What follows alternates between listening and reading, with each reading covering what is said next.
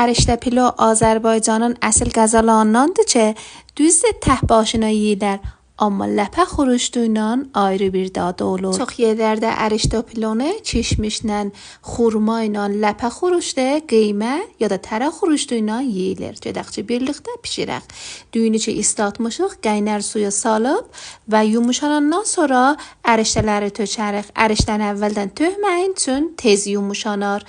5-6 dəqiqə qaynayandan sonra süzüb qazmağına eləyə bilərsiniz. Yer alma, qırmızı badımcan və ya çörək salıb və sarı yağı verib üstünə və nuş eləyəsiniz. Siz də mənə yazın ki, erişte pilonu nəmlə yeyəsiniz. Yol birliğinizdən bir dünya məmnun yaşayasınız.